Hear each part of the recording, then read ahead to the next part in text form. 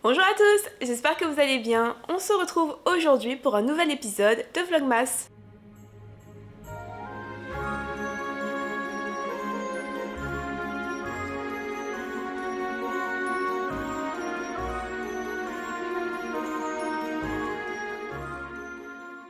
Nous ne sommes plus qu'à quelques jours de 2026. Je ne sais pas si vous vous en rendez compte, moi j'ai un petit peu de mal à réaliser que dans moins de 3 semaines, moins de 2 semaines, c'est déjà 2026, 2025 est terminé. C'est vraiment fou, j'ai l'impression que cette année est passée super vite et en même temps j'ai l'impression que cette année a duré 60 ans.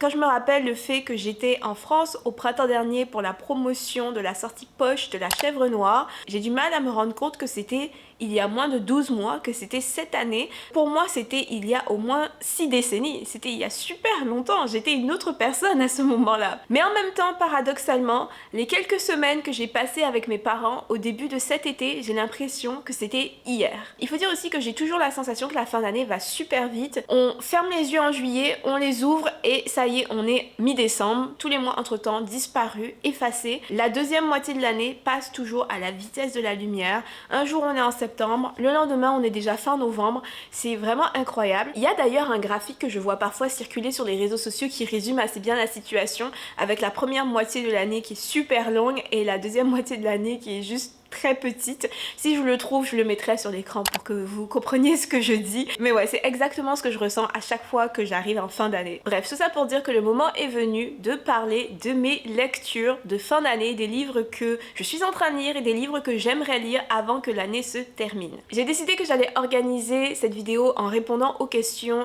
du End of the Year Book Tag. J'ai vu la booktubeuse Laurie Art and Book faire ce tag sur sa chaîne il y a quelques jours. J'ai beaucoup aimé sa vidéo, mais j'aime beaucoup les vidéos de Laurie. Je pense que je vous l'ai déjà recommandée, mais si vous ne la connaissez pas, je la recommande à nouveau. Je mettrai le lien vers sa chaîne dans la description. Tout ça pour dire que j'ai vu sa vidéo, ça m'a inspiré, ça m'a donné envie de répondre moi aussi aux questions de ce tag. Donc c'est ce que nous allons faire aujourd'hui. Alors la première question du tag est: y a-t-il des livres que tu aimerais terminer avant la fin de l'année? Oui, je suis en train de lire Célèbre de Maud Ventura et j'aimerais beaucoup terminer ce livre avant donc la fin de 2025. Ce n'est pas de l'imaginaire, donc on pourrait croire que c'est pas vraiment mon genre de livre, mais en fait il y a un style de livre contemporain que j'aime beaucoup et ce livre-là rentre parfaitement dans cette case. Les livres contemporains mettant en scène des personnages féminins un petit peu détraqués. Donc dans ce livre on est vraiment avec un personnage féminin difficile à aimer, unhinged comme on dit en anglais, et j'adore les livres qui mettent en scène ce genre de personnage.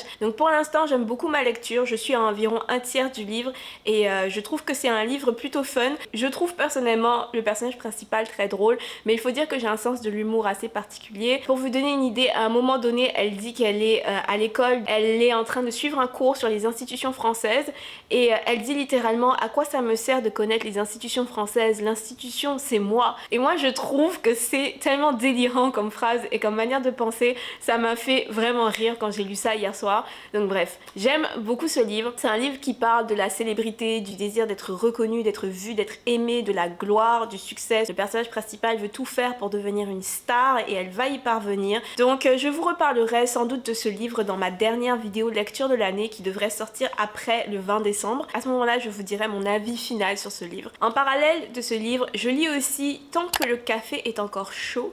Donc ça, c'est un livre de cozy science-fiction japonais. J'ai trouvé ce livre dans une boîte à livres cet été après être allée faire du canoë avec des amis. D'ailleurs, j'ai partagé sur Instagram une petite vidéo sur cette magnifique journée de canot avec mes amis. Je mettrai la vidéo quelque part sur l'écran. En retournant vers nos voitures, il y avait des boîtes à livres et j'en ai ouvert une qui semblait vraiment pleine et j'ai trouvé ce petit livre à l'intérieur. Je lis ce livre depuis septembre au moins et même s'il est court, je l'ai toujours pas terminé. Je dois lire une page de temps en temps. J'aimerais beaucoup le finir avant 2026. Ce serait bien de pouvoir enfin le terminer parce que là ça fait quand même un long moment que je le lis, c'est un peu honteux. J'aime quand dans mes livres il y a beaucoup d'action, de gros enjeux, des retournements de situation. C'est ça qui me détend je pense. Quand il y a de la tension, des personnages désagréables et vraiment intenses, c'est ça qui me me détend, là où le cosy ne me détend pas. Je préfère les trucs plus intenses pour me détendre et me vider l'esprit,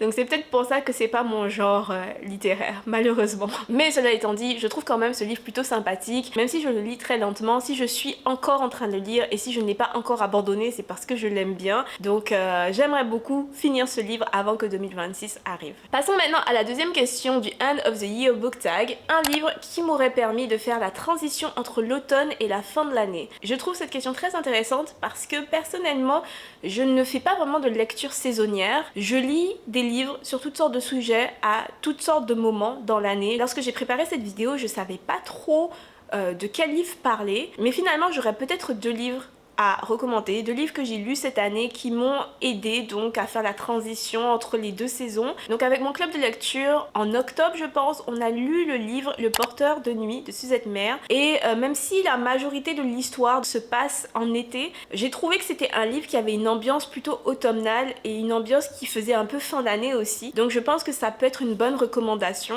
Donc Le Porteur de Nuit, c'est un roman historique qui raconte l'histoire d'un porteur. Les porteurs, c'était des hommes, principalement des hommes noirs, qui travaillaient dans des trains et qui devaient s'occuper des passagers et aussi s'assurer de la propreté du train. Ils portaient les bagages, ils nettoyaient les trains, ils servaient à manger, ils avaient des heures de travail absolument inhumaines et ils étaient vraiment très peu payés. Et donc le personnage de ce livre, c'est justement un porteur dans les années 30.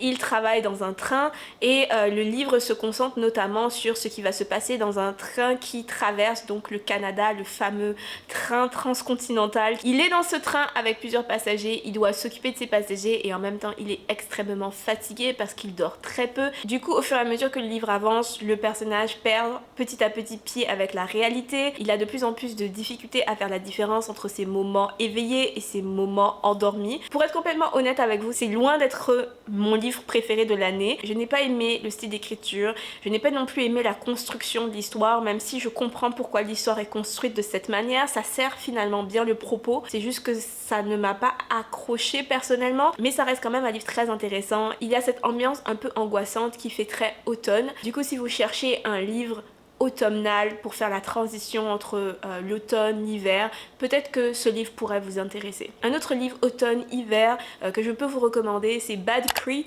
dont je vous ai parlé dans ma dernière vidéo lecture. Je vous ai dit que ça a été un vrai coup de cœur et je le dis à nouveau, vraiment j'ai beaucoup aimé ce livre. C'est de l'horreur, c'est un peu angoissant, donc pour un livre automnal ça marche vraiment bien, et en plus il y a beaucoup de chaleur aussi dans ce livre parce qu'on passe beaucoup de temps avec la famille du personnage principal. Donc pour la période des fêtes, ça marche aussi. Donc en réponse à cette question, je vous réponds Le Porteur de Nuit et Bad Cree. Je pense que ça marche bien. La prochaine question du tag est: quels sont les 3 livres que tu souhaiterais lire avant la fin de l'année? Et c'est une excellente question parce qu'il y a bel et bien 3 livres que j'aimerais beaucoup lire avant que l'année se termine.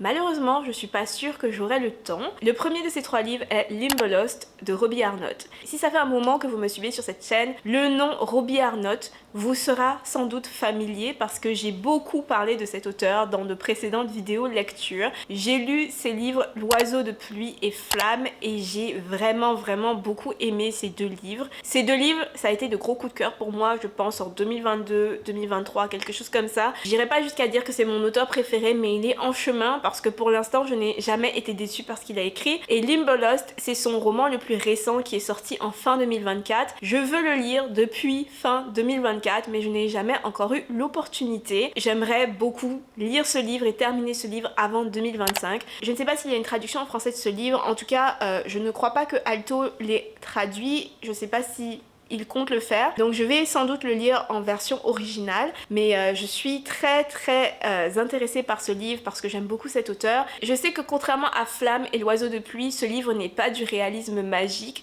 on est dans quelque chose d'un peu plus donc réaliste, mais ça ne m'effraie pas, ça me fait pas peur. Ce que j'aime beaucoup avec Robbie Arnott, c'est sa manière d'approcher ses thèmes et puis son imaginaire qui est aussi très inspiré de l'Australie et plus particulièrement de la région en Australie d'où il vient, la Tasmanie. Donc ça c'est vraiment quelque chose que j'aime beaucoup dans ses ses œuvres et je pense que Limbo Lost représente bien tout ça puisque c'est ce que j'ai vu dans les chroniques sur ce livre. Du coup, avant 2026, j'espère vraiment avoir le temps de lire Limbo Lost. Le troisième livre que je veux lire avant la fin de l'année est Gideon the Ninth.